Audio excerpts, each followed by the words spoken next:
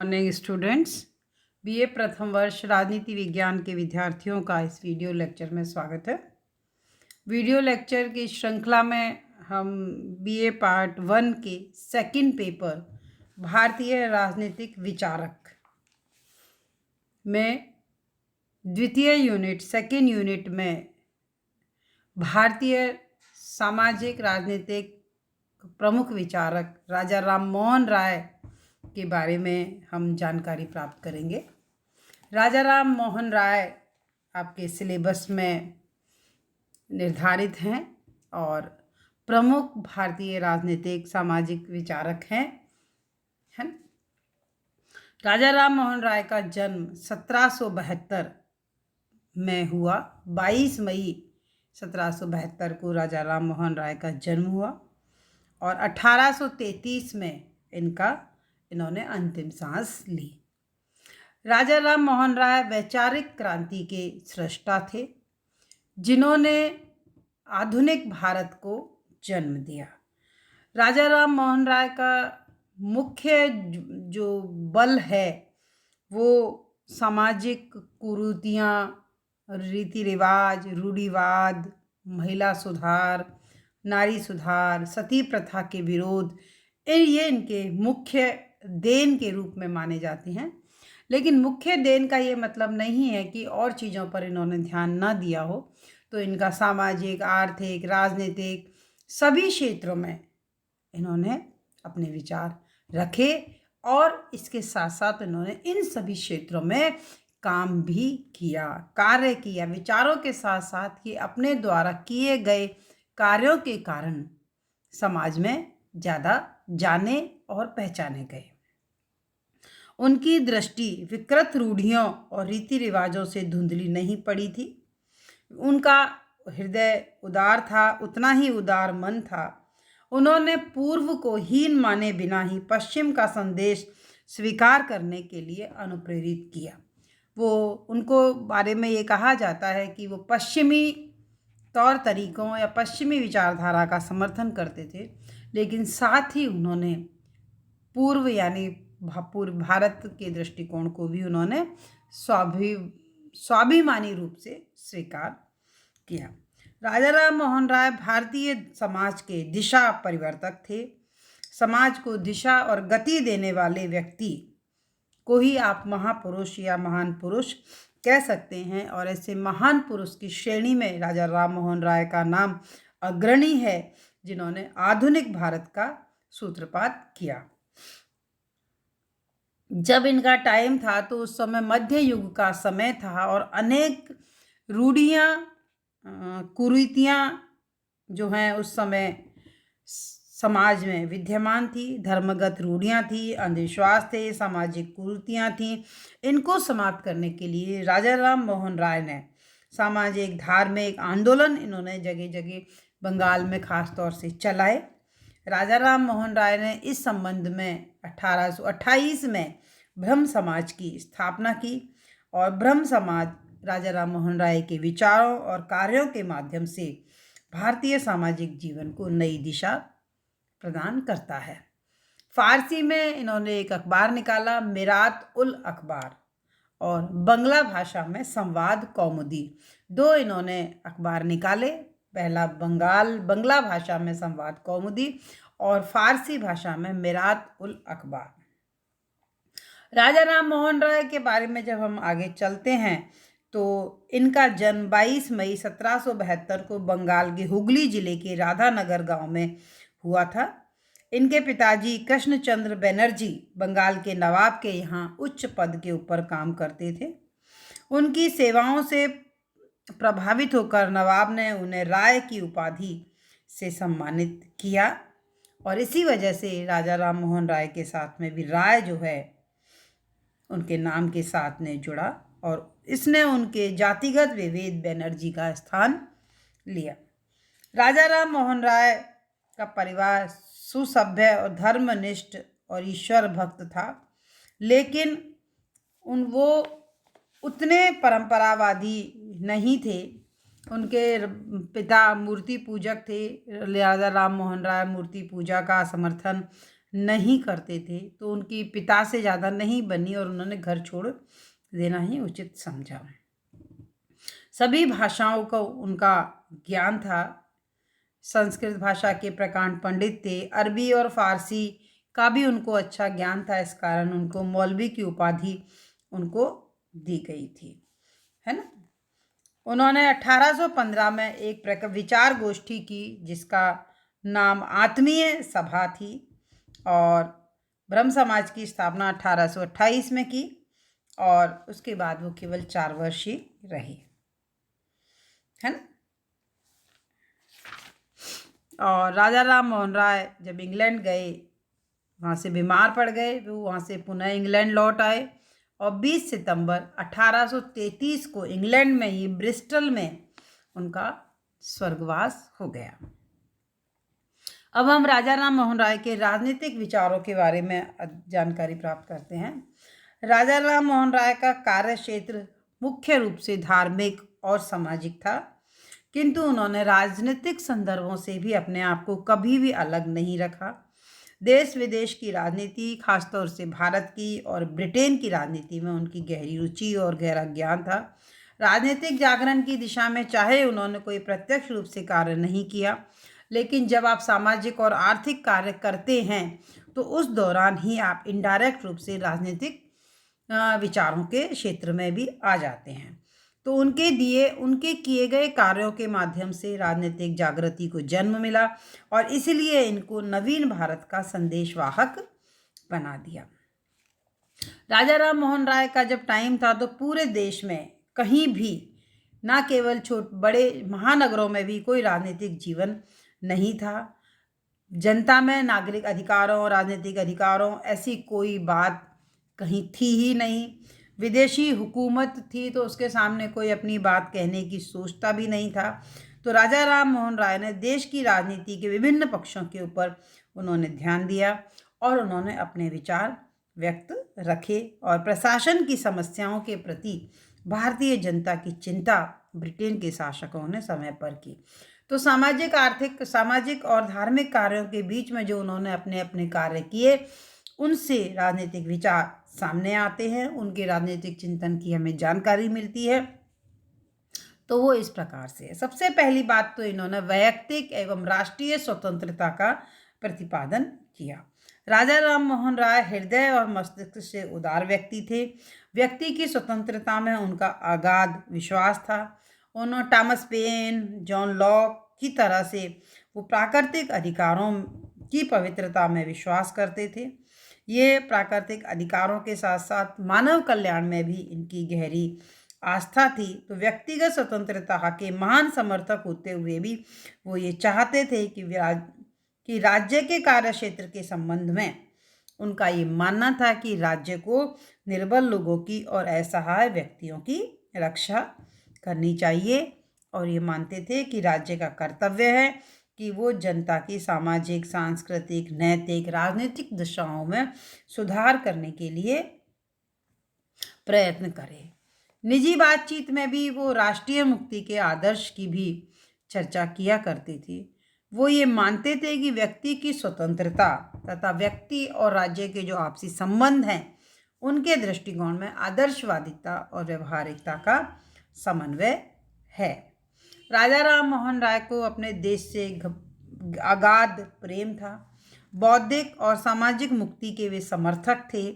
राजनीतिक स्वतंत्रता में भी उनका विश्वास था। वो स्वराज्य के पैगंबर की स्थिति तो हालांकि उनकी नहीं थी, लेकिन उनके चिंतन और कार्य ने स्वराज्य के मार्ग पर चलने के लिए अप्रत्यक्ष रूप से योगदान दिया।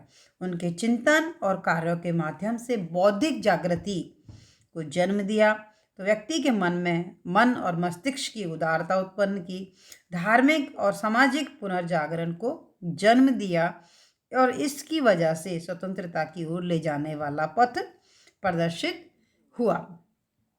इन्होंने सबसे पहले प्रत्येक व्यक्ति से आत्म अनुशासन की बात की कि अगर आप स्वयं डिसिप्लिन होंगे तो आगे चल करके सभी क्षेत्रों में अपना उत्थान कर पाएंगे। दूसरी बात, इन्होंने प्रेस की स्वतंत्रता का प्रारंभिक समर्थन थे, मिल्टन की भांति ये मानते थे कि व्यक्ति को लिखित अभिव्यक्ति की स्वतंत्रता अनिवार्य रूप से मिलनी चाहिए। 1823 में ब्रिटेन की सरकार ने समाचार पत्र निकालने पर प्रतिबंध लगा दिए थे। तब राजा राम मोहन राय ने अनेक विद्वानों के साथ मिलकर प्रेस की स्वतंत्रता के लिए सुप्रीम कोर्ट में एक रिट दायर की और इस कार्य में इनका मुख्य हाथ था। हालांकि ये रिट अस्वीकृत हो गई। फिर उसके बाद सम्राट के पास में भी अपील की गई। तो उन्होंने लिखा है कि स्वतंत्र प्रेस से संसार के किसी भी भाग में क्रांति का जन्म नहीं होता है। इसके विपरीत जब प्रेस की स्वतंत्रता पर आप जब अंकुश लगा देते हैं तो जनता का असंतोष बढ़ जाता है। विचार और अभिव्यक्ति की स्वतंत्रता का समाज में होना बहुत जरूरी है, क्योंकि इसके बिना समाज जो है उन्नति के पायदान पर नहीं जा सकता है। राजा राम मोहन राय ने जिस रूप में अपना विरोध व्यक्त किया वो प्रेस की स्वतंत्रता के लिए मायने रखता था। राजा राम मोहन राय ये नहीं मानते थे कि समाचार पत्र के द्वारा सरकार को डराने, गिराने, अपमानित करने का कोई कार्य किया जाए। उनके अनुसार तो केवल इतना सा था कि समाचार पत्र के माध्यम से जनता और शासन के बीच में एक कड़ी के रूप में कार्य किया जाए। अच्छा शासन वही होता है जो नागरिकों की शिकायतों को अभिव्यक्ति करने का उचित अवसर प्रदान करे। वो पत्रकार भी थे। तो 1821 में संवाद कौमुदी नामक बंगला पत्रिका उन्होंने निकाली और मिरातुल अखबार नामक एक फारसी पत्रिका भी इन्होंने प्रारंभ की। तीसरी बात यह है कि ये न्यायिक व्यवस्था का स्वरूप के बारे में भी इन्होंने न्यायिक सुधारों के ऊपर भी आवश्यकता के ऊपर बल दिया। न्यायाधीश और जूरी की प्रतिष्ठा बनाए रखने के लिए इन्होंने जातिगत आधार पर ये भेदभाव के विरोधी थे। 1827 में एक जूरी अधिनियम पारित किया गया। इसमें ये कहा गया कि जातिगत आधार पर भेदभाव करते हुए ये व्यवस्था की गई थी कि अगर ईसाई पर मुकदमा चलाया जाएगा तो हिंदू और मुसलमान जूरी में नहीं बैठेंगे। तो राजा राम मोहन राय ने इसका विरोध करने के लिए एक अभियान भी चलाया था और राजा राम मोहन राय ब्रिटेन की प्रवर समिति के सम्मुख उस समय उपस्थित हुए जब अधिकार पत्र अधिनियम पर विवाद हो रहा था, है ना। तो अनेक जैसे न्यायालयों पर यूरोपियन क्षेत्रों का क्षेत्राधिकार, जूरी प्रथा को बनाए रखने, न्यायिक और प्रशासनिक पदों को पृथक्करण, विधि का संहिताकरण, विधि निर्माण में जनता के परामर्श, इन सभी मुद्दों के ऊपर इन्होंने सरकार का ध्यान आकर्षित किया और इन्होंने कहा कि संचार का माध्यम कोई एक ऐसी भाषा नहीं होनी चाहिए जिसको सभी लोग समझ में नहीं पाए। तो इन्होंने ये माना था कि भारतीय आपराधिक विधि संहिता तैयार की जाए। न्यायिक प्रक्रिया के संबंध में इन्होंने अनेक सुझाव दिए जो आज भी बहुत महत्वपूर्ण हैं। प्रशासनिक व्यवस्था के स्वरूप के बारे में भी इन्होंने अपनी सिफारिशें प्रस्तुत की। पहली सिफारिश तो ये थी कि एक देसी लोक सेना की स्थापना की जाए, देशवासियों को अधिक नौकरियां प्रदान की जाए, ऊंचे पद प्रदान किए जाएं और रैयत की में जो है रक्षा के लिए कानून का निर्माण किया जाए, भूमि प्रबंध वगैरह किए जाएं। संबंध में उन्होंने कहा, उन्होंने ये भी कहा कि अगर आप कोई नौकरियां देते हैं तो न्यूनतम जो आयु है वो 22 वर्ष की होनी चाहिए। 22 वर्ष की आयु में आपको नौकरी दे देनी, मतलब जो संविदाबद्ध जो नियुक्तियां हैं उनके लिए। राजनीति और कानून के माध्यम से इन्होंने समाज सुधार के ऊपर बल दिया। राजा राम मोहन राय एक बहुत बड़े समाज सुधारक थे। वो ये मानते थे कि राजनीति, कानून और समाज सुधार इनके माध्यम से प्रयत्न किए जाने चाहिए। उनके प्रयत्न से ही जो है लॉर्ड विलियम बेंटिंक के समय सती प्रथा निषेध कानून बना। वो महिला पुरुष की समानता और सती प्रथा के मतलब समानता के तो समर्थक थे, नारी उद्धार के समर्थक थे और तत्कालीन जो परिस्थितियों में जो महिलाओं की जो स्थिति थी उसके संदर्भ में विशेष सुधार का वो अनुभव करते थे और वो धर्मनिरपेक्ष का भी प्रबल समर्थन करते थे। तो उन्होंने अंग्रेजी राज्य के माध्यम से सहयोग लेकर समाज सुधार के ऊपर इन्होंने बल दिया और मानवता और विश्व बंधुत्व की भी इन्होंने बात की। मानवतावादी थे, नागरिकता के प्रतिपादक थे, विश्व बंधुत्व की धारणा का समर्थक करते थे। उनका सार्वभौमिकता में विश्वास था। मानव जाति को एक परिवार और विभिन्न राष्ट्रों और जातियों की एक शाखा मानते थे। एक उन्होंने विश्व संगठन की कल्पना की थी। उनका जो है ये मानना था कि वे ईश्वर से जो आप प्रार्थना करते हैं वो मतलब अंतर्राष्ट्रवाद उनका बड़ा व्यापक था। परमात्मा धर्म को ऐसा बना दे जो मनुष्य और मनुष्य के बीच भेदों को समाप्त करने वाला हो और मानव जाति के बीच एकता और शांति का प्रेरक हो। तो राजा राम मोहन राय के चिंतन में समन्वयवादी उदारवादी पक्षों का उल्लेख करते हुए बिपिन चंद्र पाल ने कहा है कि समष्टि व व्यक्ति, ईश्वर व मनुष्य, मानवता व राष्ट्रीयता, समुदायवाद व व्यक्तिवाद के मध्य अनिवार्य तादात्म्य में राजा राम मोहन राय के चिंतन का केंद्रीय तत्व है। तो ये तो हुए उनके राजनीतिक विचार। अब इसी संदर्भ में हम बात करते हैं राजा राम मोहन राय के धार्मिक विचारों के बारे में। राजा राम मोहन राय मुख्य रूप से धार्मिक और सामाजिक पुनर्जागरण के संदेशवाहक थे। ये मैंने चैप्टर शुरू किया था उससे पहले ही मैंने आपको बताया था। धार्मिक सत्य के प्रति गहरी जिज्ञासा थी और इसी के कारण उन्होंने विश्व के सभी धर्मों का और धर्मशास्त्रों का उन्होंने अध्ययन किया। उनको अरबी, फारसी, संस्कृत, ईसाई सभी धर्मों के बारे में उनको अच्छा ज्ञान था। विविध धर्मों के ज्ञान कोश और तुलनात्मक धर्म के वो प्रकांड पंडित थे। मोनेलियर विलियम्स ने कहा है कि वे दुनिया के सबसे पहले व्यक्ति थे जिन्होंने पूरी गंभीरता, निष्ठा और लगन से दुनिया के सभी धर्मों का तुलनात्मक अध्ययन किया और धर्मों में निहित सत्य को समझा। तो उनके जो धार्मिक विचार हैं वो इस प्रकार से हैं। सबसे पहला है तो उन्होंने एकेश्वरवाद का प्रतिपादन किया और बहुदेववाद का खंडन किया। राय उपनिषदों में जो आध्यात्मिक एकवाद की जो बात है उसका तो वो समर्थन करते हैं, लेकिन उन्होंने ईश्वर की एकता और समस्त दर्शन को उन्होंने केंद्रीय तत्व प्रदान किया है। उन्होंने एकेश्वरवाद का समर्थन किया है और बहुदेववादी जितने भी सिद्धांत हैं उनका विरोध किया है। तो उनके चिंतन में प्राकृतिक धर्म के तत्व भी देखने को मिलते हैं। वो आत्मा के अमरता के सिद्धांत को भी स्वीकार करते हैं। उन्होंने मूर्ति पूजा और बलि प्रथा का घोर विरोध किया है। वो ये मानते हैं कि इसने असंख्य विभाजन और उपविभाजन उत्पन्न करके हिंदू समाज की एकता और जड़ों पर कुठाराघात किया है। उन्होंने ये प्रतिपादन किया है कि मूर्ति पूजा हिंदू धर्म का कोई मौलिक अंग नहीं है, इसको बाद में जोड़ा है। उन्होंने ये कहा है कि आपके धर्म के प्रति असली चीज जो है वो श्रद्धा है और श्रद्धा पूर्वक आप पूजा कीजिए, ईश्वर आपको प्राप्त होगा। तो उन्होंने धार्मिक क्षेत्र में विवेक का इस्तेमाल करके बीच का मार्ग अपनाने के पक्ष में था। उन्होंने ये कहा कि जीवन का साधारण कार्य व्यवहार में भी जब हम सोच समझ करके नाप तोल कर काम करते हैं तो परम और चरम महत्व की हम सोच विचार का नाप तोल छोड़कर केवल श्रद्धा के सहारे कैसे बैठे रहे।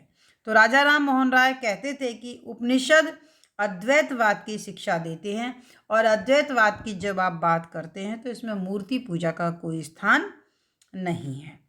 तो इन्होंने कर्म कांड और मूर्ति पूजा को छोड़कर शुद्ध रूप से ईश्वर की पूजा करना ही इन्होंने बताया है और इन्होंने कहा है कि शुद्ध ब्रह्म की पूजा ही आपके धर्म की सबसे प्राचीन परंपरा है। इन्होंने बलि प्रथा का भी विरोध किया है। बलि प्रथा को इन्होंने मानवता विरोधी और मूर्खतापूर्ण कार्य बताया है। तीसरा है इन्होंने परंपराओं के अंधानुकरण का विरोध किया है। किसी चीज को इस आधार पर आप स्वीकार ना करें कि आप पिछले लोग उसे मानते आए हैं, परंपराएं मानती आई हैं, पीढ़ियां मानती आई हैं। यदि हमने परंपरावादिता का मार्ग अपनाया तो हम कभी भी अपने अंदर सुधार नहीं कर पाएंगे और हम कभी भी कोई भी सही कार्य संपन्न नहीं करते हैं। इसलिए परंपराओं के अंधानुकरण का इन्होंने विरोध किया और इन्होंने पश्चिम के अंधानुकरण का भी विरोध किया। ये आज के जीवन की परिस्थितियां भूतकाल से भिन्न हैं, तो हम वर्तमान को सुखद बनाने के लिए हम अतीत की गलत परंपराओं को हमें छोड़ना पड़ेगा। राजा राम मोहन राय प्रथम हिंदू थे जिन्होंने इस अंधविश्वास को तोड़ा और इंग्लैंड जाकर भारतीय समाज के पक्ष और हितों को प्रस्तुत किया, क्योंकि पहले ये माना जाता था कि अगर आप पश्चिमी राष्ट्रों में जाएंगे तो धर्म विरुद्ध आचरण होगा। ये तो उन्होंने इस सिद्धांत को तोड़ा और पश्चिम में जाकर के हिंदू धर्म के अपने पक्ष को रखा और इन्होंने धार्मिक सहिष्णुता का प्रतिपादन किया। ये जो है धार्मिक सहिष्णुता को सर्वाधिक महत्व देते थे। सभी धर्मों के प्रति जो है घृणा भाव को त्याग करके जो है सामंजस्य, सहयोग, भाईचारा बनाने के ऊपर प्रबल समर्थक थे। सहिष्णुता, शालीनता उनके जीवन का एक प्रमुख अंग था। किसी भी वाद विवाद में वो अश्लील भाषा का प्रयोग के बारे में सोच भी नहीं सकते थे। फिर धार्मिक सामंजस्य के प्रतीक थे। राजा राम मोहन राय विशुद्ध मानवतावादी विचारक थे। मानव की सेवा करना ही उनका मुख्य धर्म था। धर्म को आडंबर से मुक्त करके उन्होंने लौकिक बनाने का प्रयास किया। धर्म को मंदिर की चारदीवारी से बाहर निकालकर मानव मात्र की सेवा के मार्ग पर अग्रसर किया। तो राजा राम मोहन राय ने दो परस्पर विरोधी प्रवृत्तियों के विरुद्ध संघर्ष किया। उनके समय में देश में धार्मिक जीवन कट्टरता और विविध आडंबर युक्त व्यवहारों से ग्रस्त था। दूसरी ओर समाज का एक वर्ग ईसाईयत के मोहजाल की ओर बढ़ रहा था। तो उन्होंने दोनों ही स्थितियों में का विरोध करके भारतीय समाज को नए मापदंड देकर सही दिशा की ओर कार्य करने की ओर जागरूक किया।